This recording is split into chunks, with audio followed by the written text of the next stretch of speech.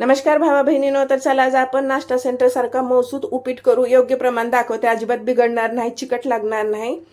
तर बघा त्यासाठी काय करायचं, कढाईमध्ये आधी 1 चमचा भरून तूप घालायचं. पोहे खायच्या चमच्यानं घातलंय, जरा मोठा चमचा आहे, 1 चमचा भरून तूप घातलंय आणि छोटी 1 वाटी भरून ह्याच्यात आपण रवा घालून घेतलाय. आता काय करायचं, मध्यम आचेवर ह्याला का नाही मस्त असं ह्याला भाजून घ्यायचं. जास्त कलर ह्याचा काळा करायचा नाही आणि कच्चं बी ठेवायचं नाही, म्हणजे सारखं हलवत हलवत ह्याला रवा चांगला फुलूस तर भाजून घ्यायचा. कलर बी बदलते, पांढरा दिसते बघा रवा. आता रवा आपण भाजून काढून घेतलाय प्लेटमध्ये. त्या कढाईमध्ये आता मी बघा अर्धी पळी तेल टाकले. त्याच्यात आपण थोडेसे शेंगदाणे तळून घेऊ. शेंगदाणे तळलं की चांगलं लागतं खायला. भाजून घातले तरी चालतात, पण मी तळून घालते. अशा पद्धतीने तळून घाला तुम्ही बी. आता ही थोडेसे शेंगदाण्याचे सालपट असं थोडं तडतडायला लागली की ह्याच्यात आपण थोडंसं काजू घालून घेऊ. काजू नाही घातलं तरी चालतंय, काय गरज नाही काजूची बी, पण आहे माझ्यापाशी तर मी घालते. आता बघा ही थोडंसं काजू ना 1 मिनिटं परतून आपण लगेच काढून घेतलं ह्याला प्लेटमध्ये.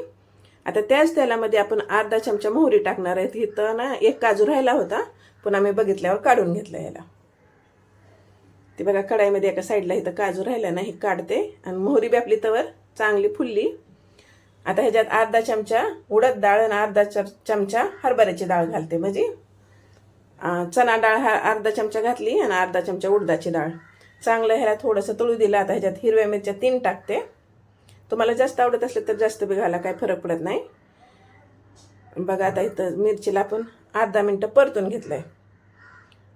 आता ह्याच्यात मी घालते बघा कांदा. जितका आपण रवा घेतला ना त्याच वाटीनं मी कांदा घेतलाय बघा, कापून चिरून.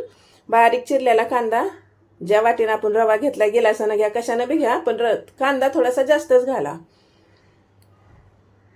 मस्त आता कांदा झालाय बघा आपला इथं मऊ. आता ह्याच्यामध्ये मी काय करते, 2-3 असं म्हणजे कढीपत्त्याच्या कांड्या घेतल्या होत्या, तर ती घालून घेतल्यात. कढीपत्ता बघा 8-10 कढीपानं आहेत.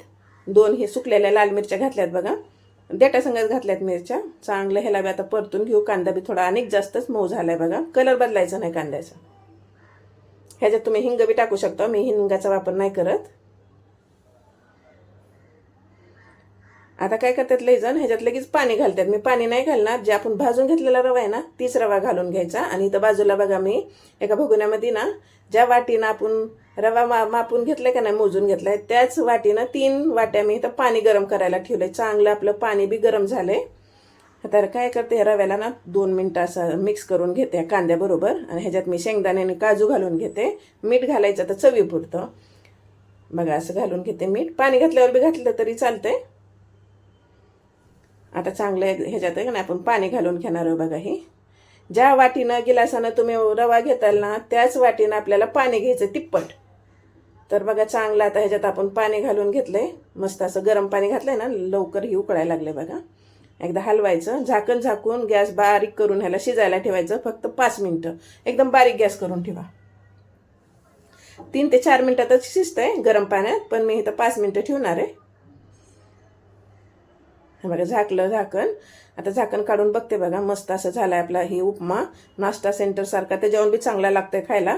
नाश्ता करून बघा एकदा माझ्या रेसिपी. आवडल्या रेसिपी तुम्हाला तर तुमच्या मित्रमंडळीत पाठवत जावा. व्हिडिओला लाईक करत जावा. आणि चॅनलवर नवीन असला तर गावठी रेशमाला करत जावा की भावा बहिणीनं तुम्ही सबस्क्राईब. तर इथं बघा आपण मस्त असा झाला ही तयार. आता ह्याला उतरते खाली आणि वाढते लगेच खायला गरम गरम.